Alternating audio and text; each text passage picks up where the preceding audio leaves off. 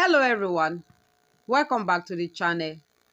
Today I'm going to show you how to make one of the most indispensable ingredients in the kitchen, homemade crayfish powder. It not only adds rich flavor to your meals, but it's also one of the most affordable source of protein. And the best part, you can make it from scratch, cleaner and fresher than anything you will find in the market. Let's get started. Begin by getting some fresh crayfish. Pour them into a sieve and place the sieve in a bowl of water. Gently rinse to remove dirt, sand, and any impurities. Once clean, lift the sieve and allow all the water to drain out completely. Place an oval tray on your work surface and position the rack on top. Cover the rack with a fine wire mesh to prevent crayfish from falling through.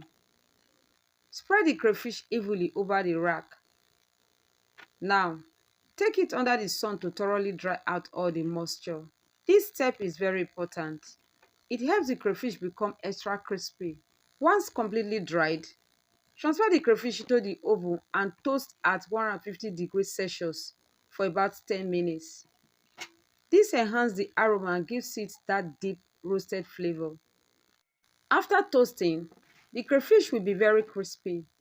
Pour them into your blender and blend until you achieve your desired powder texture, smooth or slightly coarse, depending on your preference.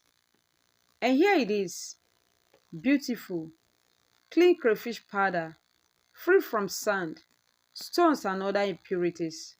Transfer it into an airtight container to preserve the flavor and freshness. Now you have your own very homemade crayfish powder, ready to elevate your soups, stews, sauces, and other mouth-watering dishes. Quick, easy, and 100% natural. If you find this helpful, don't forget to click on the like button. Comment and share this with your loved ones. Thanks for watching, and I will see you in the next one.